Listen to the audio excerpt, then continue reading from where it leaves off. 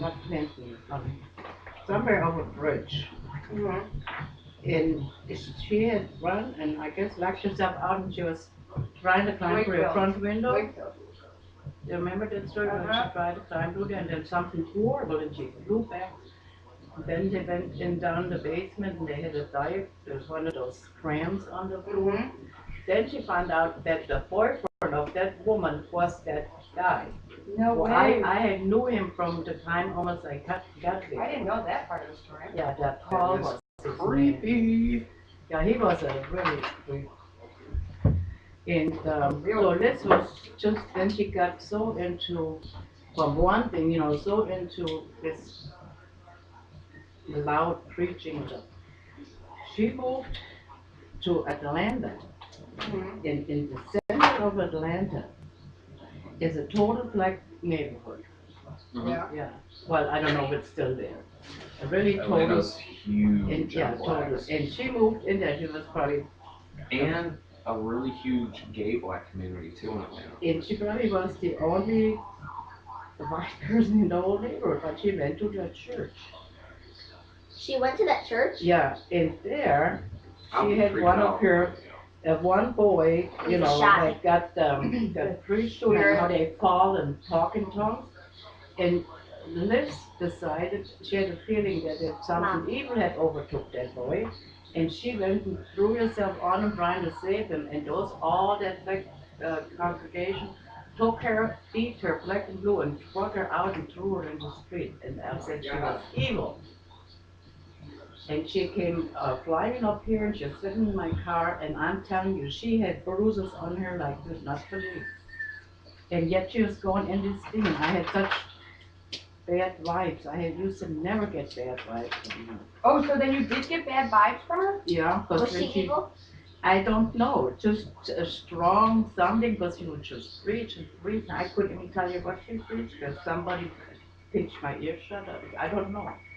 So, I have experienced so many weird things with Tell the her. story about when you were at the grocery store.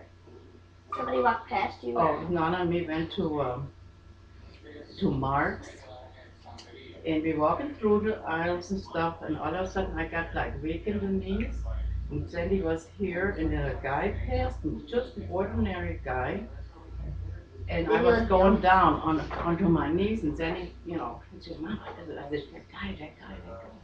She says, what? I said, he passed me, and I just lost everything. I almost passed out.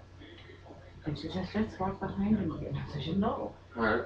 And this happened to me in a nightclub down in a nightclub down in the downtown.